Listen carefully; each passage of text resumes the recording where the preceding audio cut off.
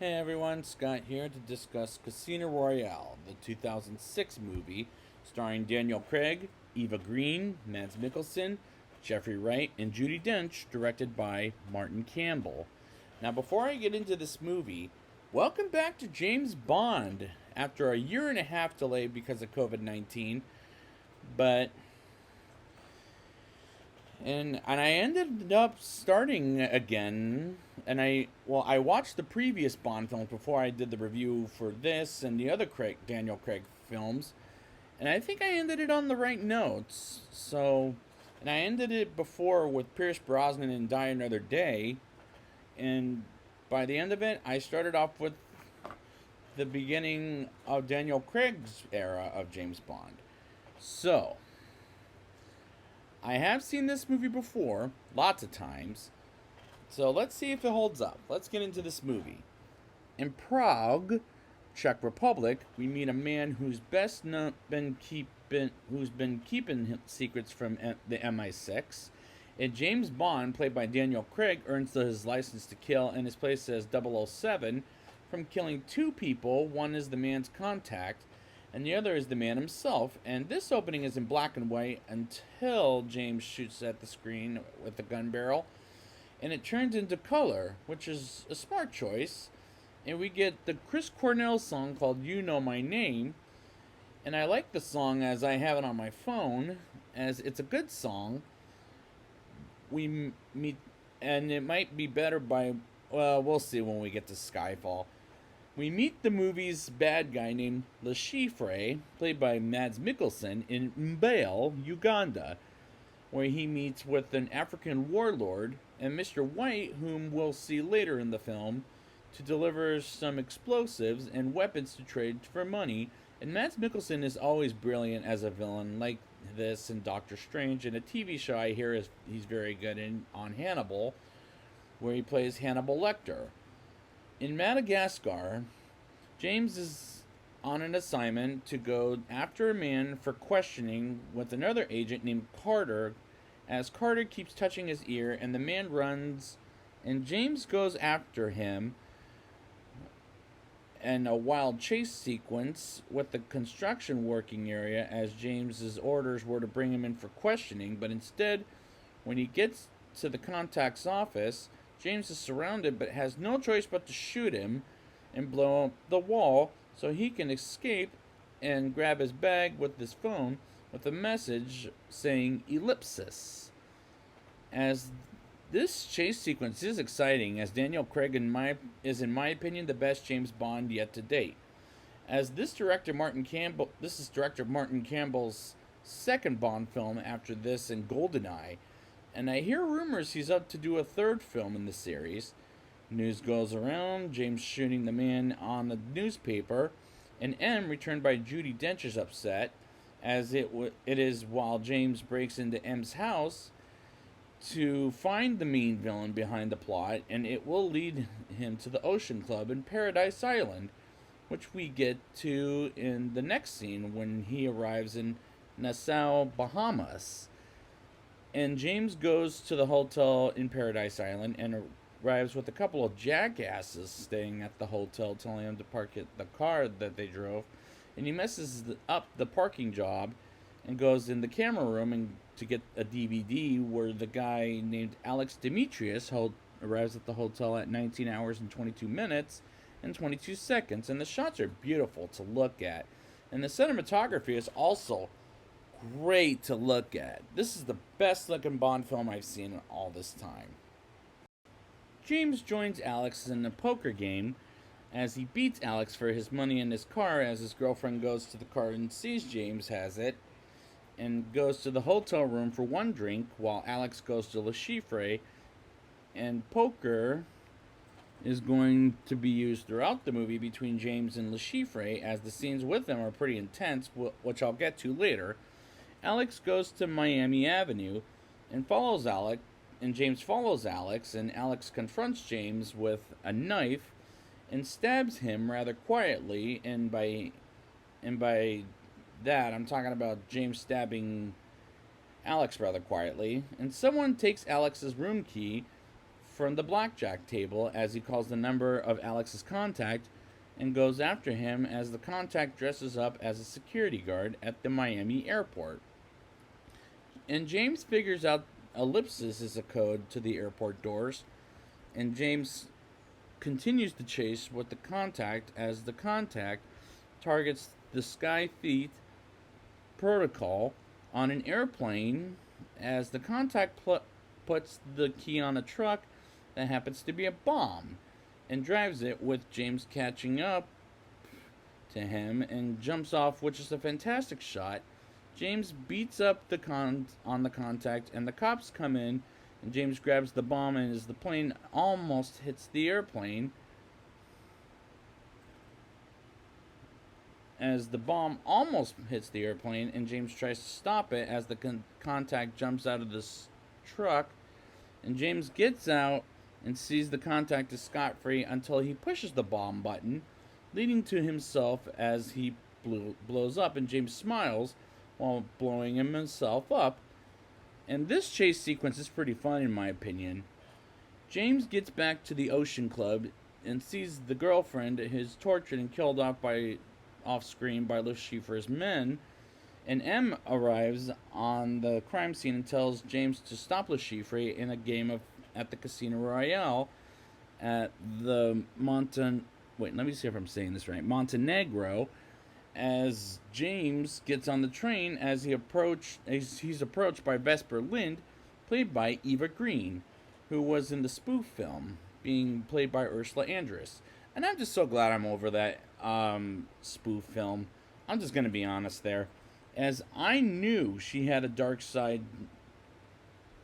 And Vesper as a character in this movie is much better here than in that spoof film, where in that film it felt like a joke, but she's handled much better here than in that film. They get to Montenegro and go to the hotel where the Casino Royale is at.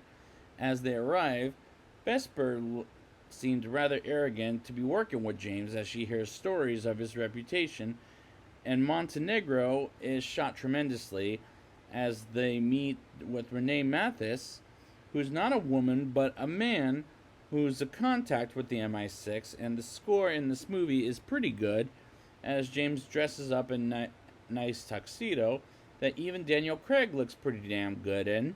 James arrives and meets not only Le Chiffre but Felix Leiter, played by Jeffrey Wright, and plays with them as well as a few others who won't matter in this plot. And the game of poker are, like I said earlier, intense for the beginning, wasn't as intense as these scenes are as far as the game of poker is concerned. James puts some tracking device in Le Chiffre's medicine, and James and Vesper go upstairs while James goes to Le Chiffre's room to only hear screaming, and as Le Chiffre is being attacked by the warlord, as they find out James is spying on them after walking out of the room and telling Le Chiffre to get his money back. And the fight scenes on the stairs was brutal for a PG-13 rating, but hell, when it comes to the fight scenes, Daniel Craig is a pretty brutal as the character, but that's one of the things I like about him as the character. After another round of poker, James goes in the shower with Vesper, looking rather depressed and shooked up by the fact she has blood in her hands, and that scene was fantastically shot by the cameraman.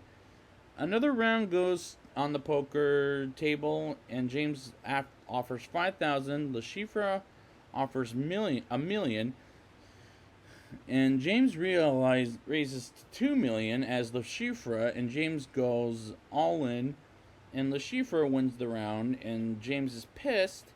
And I felt the intensity of the game, and James has a brief argument with Vesper as she can't give out more money, and I felt bad for James at this point. James gets a knife and goes after Le Chiffre until Felix gives James more money so that the CIA can get him in bars and gets James back in the game, as Felix forfeits and watches James play from there as Le Chiffre's woman poisons James's drink, and James drinks some water and goes to the car and to get a little machine to get his heart beating again, because of the drug that Le Chiffre's girl puts in, and plugs in the little machine and tries to push the red button but can't until Vesper plugs something in and she pushes the button and saves his life and comes back to the game, and the game goes to the final phase with the win $1 million. And everyone gets all their chips, and James wins the game and has dinner with Vesper, and that was the best intense scene in a poker game ever. James realizes Mathis needs Vesper and witnesses Vesper getting captured by someone strange as he goes after her in a car, and he sees her in the road and his car flips over rather crazy, and Le Chiffre tells James Mathis is with him and captures him and tortures both James and Vesper about giving back Le Chiffre's money. And what was hilarious about that scene was James saying he got an itch in his privates, let's say, which sort of made me laugh, but not really at the same time. Mathis shoots the bad guys, as well as Le Chiffre, and James wakes up to a light in the hospital, and wakes up as he talks with Mathis while in the hospital chair, and Mathis gets arrested by the MI6, and next thing you know, James sees Vesper, and they have a plan to go to Italy. And James thinks about resigning, and the scenes work as the climax as I thought these scenes were the climax, but not quite there yet, but I'm getting there now. They get to Italy, and Vesper sees a man who I'm guessing her boss, and they get to their hotel room, and after they make love to each other, Vesper goes to the bank while James is in the room, and M calls James and has a man from Treasury asking if the winnings got in the MI6's bank account, and finds out Vesper betrayed James by putting it in for her boss, which is Mr. White, and James follows her while she meets with the man who works for Mr. White, and as James arrives, they hold Vesper hostage, and James follows them to a building where it'll sink at, and Vesper is in a cage in the building where the attack is taking place collapses in the water, and Mr. White's henchman doesn't get the money, but it goes in the water, and James kills all the henchmen and tries to save Vesper, and as the building sinks, she suffocates from being caged up in the water, while James tries to save her but doesn't succeed as he gets her out of the water but is dead anyways. And after her death, James calls M to find out who she was working for, which is Mr. White, and something about a boyfriend, which we'll see in the next film. As he has the winning money, and James comes back to the MI6 and finds Mr. White and shoots him to the ground to bring him for questioning, and says the classic line, "The name's Bond, James Bond." And the movie ends with that classic line being said by Daniel Craig, and we move on to the next movie, as that'll start where this movie ended up. And the climax is a convincing way to introduce James Bond for a new era, and it may or may not have taken too long, but I enjoyed the time we get to that classic line. Now it's time for the rating. I'll give this movie a 8.6 out of 10. The poker game scenes were very intense, and I was on the edge of my seat that entire time, and the action scenes were exciting. The cinematography looks fantastic, as the characters are very relatable, as some of them were introduced after the first hour of the film. And Daniel Craig, in my opinion, is the best James Bond I've seen, as it's more realistic. It may or may not have taken too long for James to say the classic line, but it was worth the entire 2.5 hours, as at the end of the day, it was worth it. So I'd like to thank you guys for joining me, and next time I will be back with Quantum of Solace. And until then, the name's Bond. James Bond.